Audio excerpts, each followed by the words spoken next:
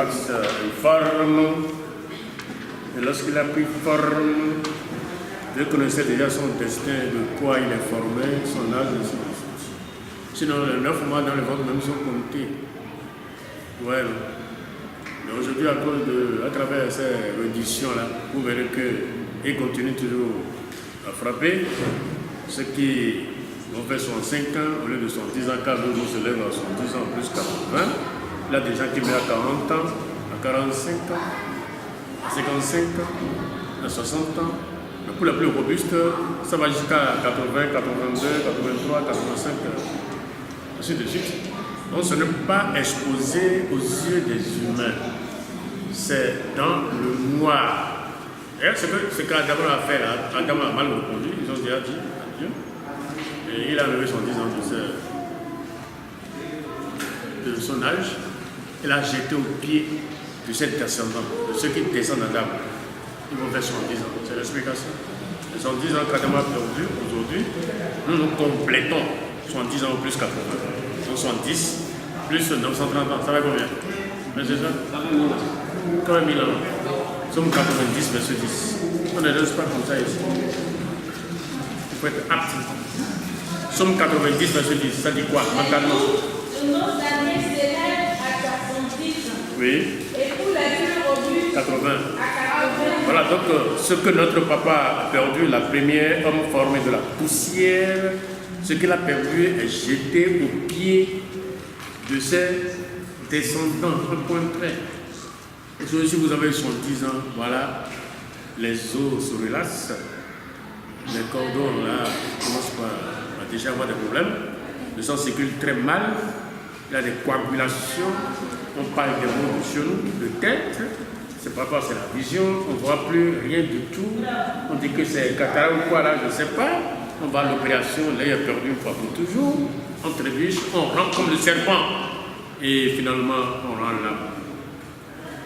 Mais pour ceux-là, c'est tout à fait le contraire pour ceux-là qui respectent la volonté de Dieu. Ils sont d'abord affermis, ils meurent comme, comment dirais-je, comme le souffle, comme un passage. Mais il est venu tout de suite devant la cour. Bon, c'est comme ça qu'ils s'en vont. Non, il n'y a pas de gémissement, il n'y a rien. Leurs jours sont comptés, on les arrose. On les suit, ils sont suivis spirituellement. Et parce qu'ils ont compris la chose, que Dieu c'est Dieu. À point contraire. La diffamation de Carmel en me disant, nos parents, j'ai vu, oui, effectivement tu as vu. Mais j'ai entendu parler, c'est encore autre chose. J'ai entendu parler, tu dis, j'ai vu, tu es malade. Tu finiras par avoir des mots. C'est ça, non? Bon, nous avons appris tout ça. Merci, monsieur Thomas. Et à tout. Nous remercions l'Éternel Dieu. Nous avons à notre charge de vous présenter le livre de Genèse, en son chapitre 5, les 7 premiers versets. Voici la citation des 7 premiers versets du livre de la Genèse. Je cite: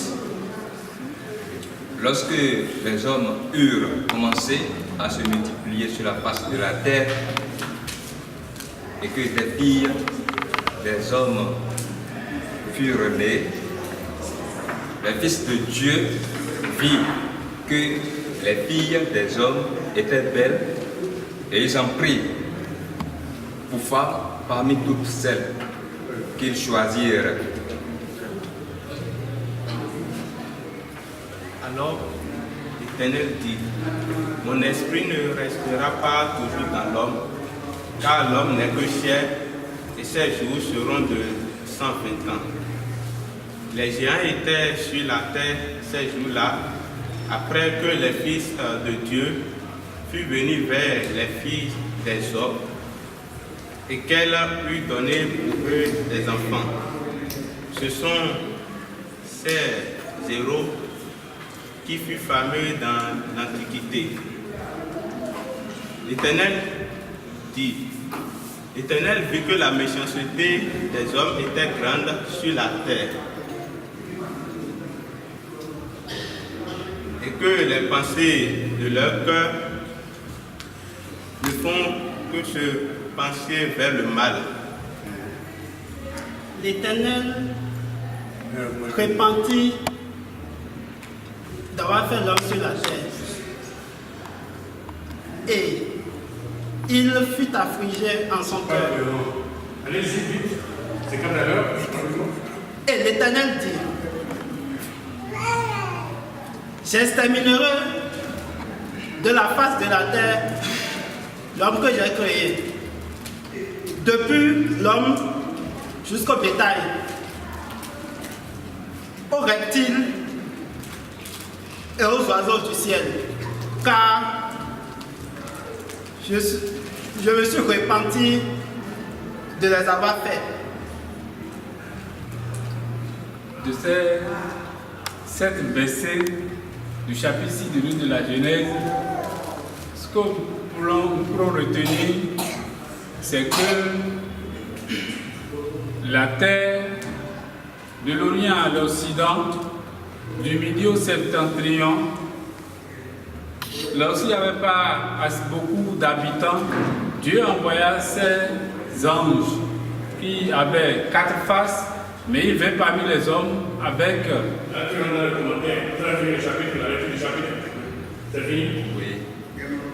Vas-y. Donc je disais tantôt, ces anges avaient 4 faces. C'est-à-dire la face d'ange, la face d'homme, la face des lions et la face de l'aigle. Et il vint parmi... La face de quoi? Ils avaient 4 faces. Oui. Nous avons la face des anges, la face de l'homme, la face des lions. On dit ça. On dit la face des lions. La face du lion. Oui, la face du lion. Pourquoi du lion? Du lion, la face du lion et la face de l'aigle. Mais il vient parmi les hommes, peupler la terre avec la face d'homme. Mais lorsque des filles commençaient à naquir pour les filles des hommes et que ces filles étaient belles, donc ces anges, ils l'ont pris pour femme parmi celles qui étaient belles. Ce qui déplut à l'Éternel et la main de l'Éternel. Ils ont pris pour faire quoi? Ils ont pris pour faire quoi? Il faut définir. Ils ont pris parmi elles celles qui étaient belles pour femmes. Et ce sont... Et on commençait par s'accoupler avec eux. Non. Et en fit des enfants. Mais c'est fini. Et c'est tout. Il faut les chercher ailleurs. Donc ce qui déplut à l'Éternel et la main de l'Éternel s'appesantit sur eux, qu'il ait voulu les anéantir et les réduire aux ténèbres. Ce sont ces démons, ces esprits impurs. Et néanmoins les enfants qui naquirent de ces unions-là, c'était les fils d'Akan qui avaient 6 doigts à chaque main, 6 orteils à chaque pied, dont au total 24. Ce que nous pouvons voir dans 1 Chronique, chapitre 20, verset 6. Je cite, il y eut encore une bataille en Gath. Il s'y trouva un homme de haute taille qui avait 6 doigts à chaque main et à chaque pied, en tout 24. Il est aussi issu de Raphaël. Fin de citation. Merci. Donc après cela, l'Éternel Dieu réduisit à 120 ans les âges de l'homme. Et ensuite, il envoyait parmi eux des maladies, comme le décrit, l'annonce d'Éternel chapitre 28, verset 60 à 61, qui dit, je leur enverrai j'amènerai sur vous des maladies d'Égypte qui vous faisaient trembler. Je les amènerai et elles s'attacheront à vous. Donc ainsi, c'est pourquoi de nos jours, c'est le français que tu parles, c'est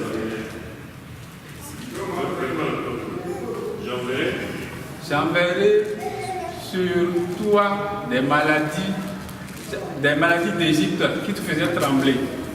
Je les amènerai et elles s'attacheront à toi. Les maladies d'Égypte qui te faisaient trembler. Qui ne sont point inscrit dans le livre de vie. Mentionné Dans le livre de vie. Il faut tricher le français biblique. Tu reprends. Donc, l'Éternel dit, j'enverrai sur toi des maladies d'Égypte qui ne sont point mentionnées dans le livre de vie.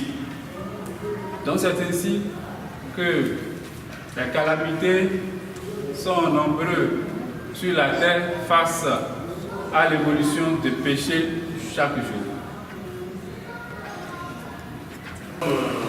Je vais dire ça. Est-ce qu'il n'y a pas de dérapage? Est-ce que la position est normale? C'est bien présenté là. Est-ce que c'est bon? C'est quelle est cette figure-là? C'est la vraie ou le mauvais visage? Répondez à toutes mes questions. Oui, c'est la vraie. C'est la vraie figure. La vraie figure. Oui. Commencez par le commencement, oui. Commençons par le commencement. Résumé. Non, parlons d'abord de la chute. Pourquoi vous avez une chute là? Non, je ne comprends pas. Oui, tout à l'heure, vous Le le seul savez. qui m'a dit d'intervenir, vous me laissez calme, tranquille dans mon coin. Non, intervenez seulement. Ah bon? Intervenir, je veux. La chute, c'est quoi? Nous allons l'aborder d'ici là. Attendez-nous, nous allons pousser nos premiers Moi, je mots. veux seulement la chute, c'est tout. La chute, c'est le synonyme de la désobéissance observée au niveau d'Adam, le premier homme. La chute n'est pas désobéissance. Elle est bel et bien désobéissance. Quand on parle de la chute, Oui. C'est à cause de la désobéissance que la chute a été observée à l'égard d'Adam. Vous le saurez dans notre commentaire d'ici là. quel est le vocabulaire qu'on peut mettre au niveau de la chute là? Nous allons parler de la séparation d'avec Dieu. Oui, bien sûr. Mais parfois, si quelque chose tombe du 7e étage, ça vient où? Ça vient à la surface de la terre. À la terre, et on dit comment? On parle de chute libre. Chute libre. Oui. En quel français? Ça, c'est le français académique. Non, c'est pas académique. J'ai un vocabulaire là qui dit dégringoler, ça veut dire quoi? C'est chuter. C'est chuter?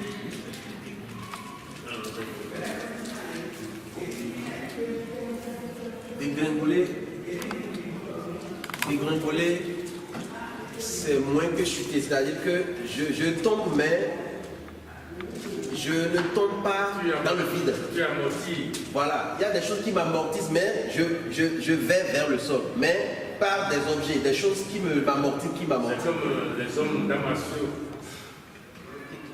Il a fait quelque chose pour les faire tomber. Non, pour amortir. Pour amortir, voilà.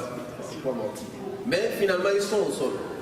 Mais si c'est chute libre, il n'y a pas d'amortissement. Vous tombez de vous-même, vous êtes dans les airs, vous chutez, vous tombez. Là, on est entraîné par le poids de son corps, dit de son corps. Et qu'est-ce qu'il faut faire pour ne pas être chuté? Pour ne pas être chuté, il faut garder strictement l'amour de Dieu envers soi, c'est-à-dire faire preuve de son amour qu'on a reçu à son égard. Là, tu es dans le spirituel, moi je suis dans le charnel. Continue. D'accord, donc nous allons résumer le chapitre 3 selon ce schéma. Nous voyons en haut notre supérieur hiérarchie, Dieu, le Tout-Puissant, Supérieur hiérarchie, ça veut dire quoi? le maître de tous ces Tu parles de supérieur hiérarchie. Supérieur hiérarchie, pour ce temps. D'où vient cette phrase-là, supérieur hiérarchie? Je ne comprends pas. Non, il y en a supérieur hiérarchie. Supérieur hiérarchie. Oui. On parle seulement du créateur, ça veut dire le contraire. Il n'y a pas de supérieur hiérarchie. Donc nous voyons en haut notre Créateur Oui. qui donne son amour à Adam. C'est-à-dire Qui, par son expression de vie, échange avec Adam. oui. Adam, à son tour, doit rendre ce même amour reçu de Dieu. Mais on a constaté tout de Mais suite. quoi? Mais quoi? qu'il y a. Non, mais. Mais il. Mais. Oui, je dis bien. Mais. Hélas. Mais. Vas-y. Mais. Hélas. Non, tu n'as pas. C'est pas forcé. D'accord. C'est juste. Mais il s'est senti incapable de rendre cet amour témoin entre Dieu et sa personne. Et que tu peux rendre aujourd'hui, c'est ça? Et c'est ce qui s'explique par ceci que vous voyez C'est là. une question que je te pose. Je vous écoute. Cette barrière-là qu'il a reçue, la flèche d'amour là, toi tu peux corriger ça aujourd'hui? Tu peux? Je suis appelé à corriger ça et je suis en train de dire.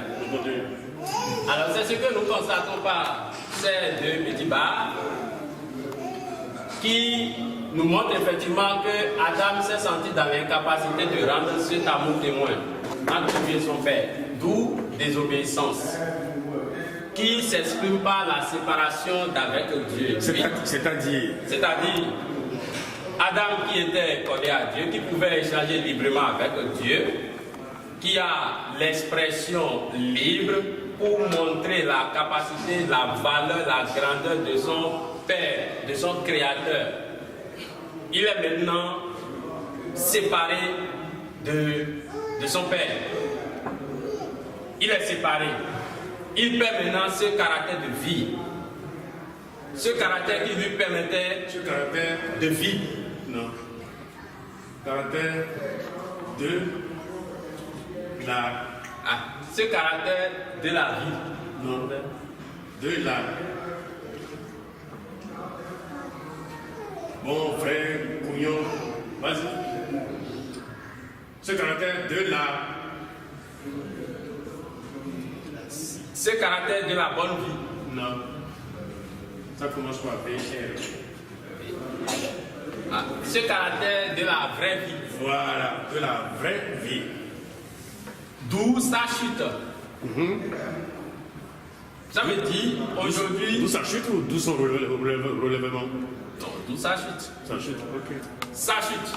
Lui qui s'exprimait librement, qui n'a du tout pas besoin du papier et de la lettre, des enseignements, des instructions, pour prouver ce qu'est la valeur de l'instruction, ce qu'est la valeur de l'homme créé en la nature de Dieu, ce qu'est d'abord l'homme lui-même, être précieux de l'Éternel. Il perd tous ses caractères et il devient vide. Et il est appelé rigoureusement aujourd'hui à évoluer intellectuellement et spirituellement. D'où ce que nous avons mis ici, l'évolution spirituelle et intellectuelle des hommes à travers des âges. Pourquoi tout ça? Tout ceci à cause du péché, à cause de la séparation avec Dieu. Donc tu t'exprimes mal, c'est-à-dire? J'ai dit tout ceci. Non, c'est-à-dire que l'évolution n'était pas au rendez-vous, c'est ce que... Non, du tout pas. Du tout pas. L'homme n'était du tout pas appelé à apprendre quoi que ce soit. La vérité était là. C'est de l'aumône, un don gratuit. Et il se jouissait de cela. Mais suite au péché, il est appelé maintenant de difficulté en difficulté à apprendre spirituellement et intellectuellement. 2000 ans. Selon l'origine des histoires... C'est fini avec la chute? Oui, non, je continue toujours. Nous avons une période de 2000 ans, première période constatée dans l'histoire des origines. Et ici, Enoch, et surtout Enoch, invoquaient Dieu. Ils invoquaient Dieu. Nous avons connu Abraham, notre père, qui à son tour offrait des offrandes à l'Éternel toujours pour exprimer la valeur de l'adoration, toujours pour la recherche de la séparation de l'intimité qu'il y avait entre Dieu et l'homme. Donc c'est-à-dire que depuis qu'il a eu la chute, tout était vide et calme. Bien sûr. Abraham est loin de Noé ou bien? Bien sûr. Donc c'est-à-dire que ce chemin nous montre que tout était calme, tout était dans la tranquillité, il n'y avait rien de tout. Et avant septembre 2011, c'est ça? Bien sûr. C'est pas question de bien sûr. On parle ici.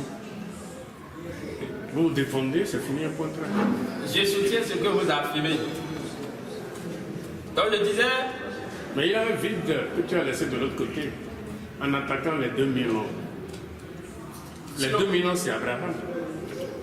Les 2000 ans ici, nous avons surtout parlé d'Enoch et d'Enoch. Non. Abraham, à son tour, a suivi. C'est lui qui intervient maintenant. 400 plus 1600, ça fait combien? 400 plus 1600, ça fait 2000. Voilà, c'est ce 2000 là que tu parles là. C'est déjà Abraham. Oui, nous allons d'abord parler d'Enoch, parce que Enoch est un ascendant. C'est l'ascendant d'Abraham. Tout de suite, si on se réfère à la généalogie, nous allons constater, nous avons Adam ici, on a Seth, on a Enoch, on a Kenan, on a Mahalalel, on a Jéred, on a Enoch. Donc il est question ici. Donc je parle de dans la chute, y compris le déluge, c'est déjà fini. Dans votre chute, il a déluge tout. Maintenant tu es avec Abraham. D'accord. Donc Abraham, lui, il adorait l'Éternel à travers des offrandes. Oui. Ceci pendant une période de 400 ans, nous avons connu après Moïse qui exprimait cette adoration à travers les 10 commandements. C'est pourquoi nous avons bel et bien ici loi, les 10 commandements. Pendant une période de 600 ans. Lorsque nous faisons l'addition de la période de 400 ans et de 600 ans, on aura 2000 ans. C'est-à-dire, Abraham,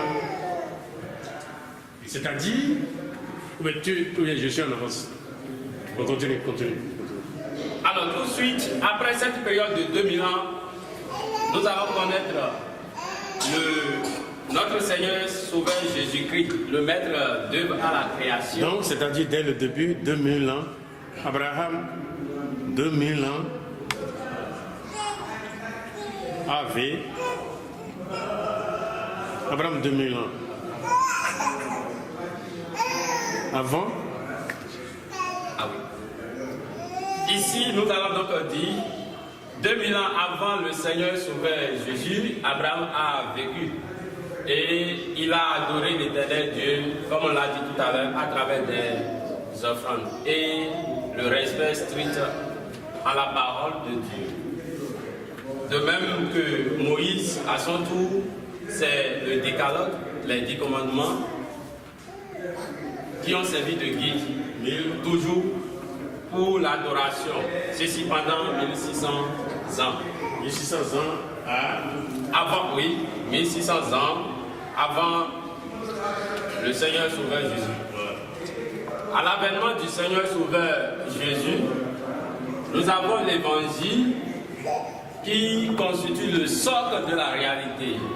Là, nous avons l'amour, nous avons le pardon, mais il n'a pas été compris. C'est pourquoi nous avons mis ici incompris. Il fut crucifié. Et si on l'avait compris? Si on l'avait compris, alors tout ira très bien. On ne parlera même pas de perte d'amour jusqu'à nos jours. Il a été incompris. On ne parlera pas de la crucifixion, c'est ça? Pardon? On ne parlera pas de la crucifixion, c'est ça, non? Ici, nous allons parler de son sacrifice qui est plus que tout sacrifice. Il fut crucifié, c'est ça? Oui. Bon. Et si on le comprenait, si on l'avait compris, qu'est-ce qui allait se passer? Même si on le comprenait, il sera toujours crucifié. Car ceci est arrêté par son père et ses... Là, tu te défends pas bien, là. Ah, s'il vous plaît. Sinon, c'est son sacrifice-là qui nous a permis à notre tour. Tu dis incompris. Et s'il a été compris, qu'est-ce qui allait se passer? Il ne sera pas compris par tout le monde. Il aura toujours des ennemis. Il aura toujours ceux qui ne le comprendront point.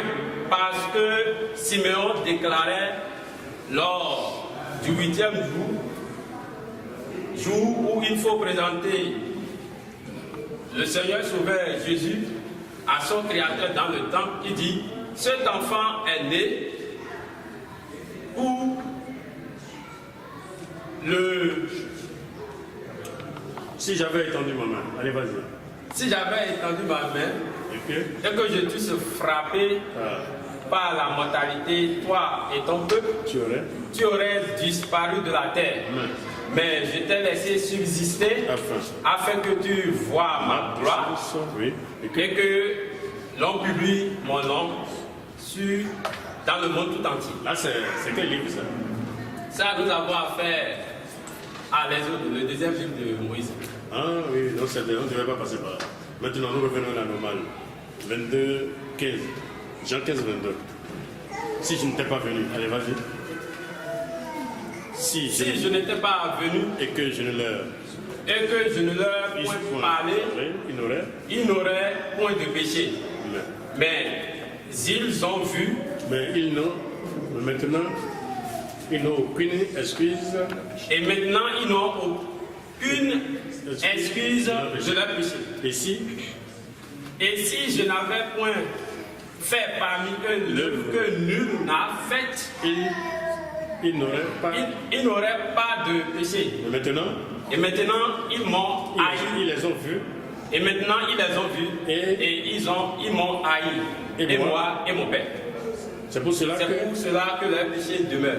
Et tout cela est arrivé afin que s'accomplisse ce qui est écrit dans leur loi. Ils m'ont haï sans cause. Et c'est tout. Répète ça, je vais voir. Répète ça rapidement. Tout cela leur est arrivé. Tout cela est arrivé afin que s'accomplisse sur eux ce qui est écrit dans leur loi. Ils m'ont haï sans cause. Et c'est fini. Tu n'es pas riche là? Oui. Voilà, c'est ça. Continue maintenant. Alors là, le Seigneur a été incompris et a été crucifié. Oui. Ce qu'il fallait pour sauver le monde tout entier. Autrement, ceux qui croiront en lui, qui feront preuve de la valeur de l'évangile. Mais malheureusement, nous ne sommes pas en 2016. Erreur. Mais qui est celui qui a fait ça? Il a vraiment la chance de ne pas retourner au tableau. Sinon, il est de pisser par la colombe. Seigneur du second avènement. Alors tout de suite, nous allons terminer avec la dernière période.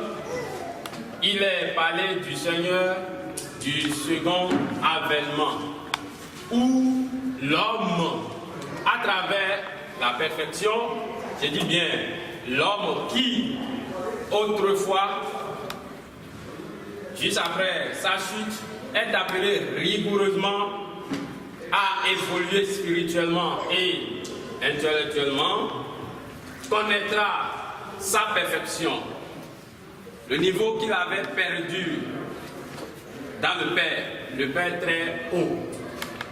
Là, nous allons parler tout de suite de la nouvelle expression de vérité qui est déduite du nouvel âge au cours de la période du Seigneur du second avènement.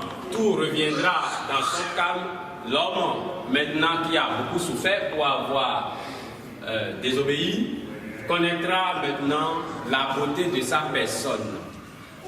Il va maintenant se retrouver dans son point de départ, que nous appelons perfection. Il n'y a pas de condition? Ah oui, la condition elle était déjà déclarée. Non, ça c'est la condition. Oui, ici nous avons bel et bien dit, lorsqu'il y a sauvegarde de la parole de Dieu, l'homme reconnaît maintenant sa pauvreté, son iniquité, et il apprend spirituellement et intellectuellement, il pourra atteindre la perfection.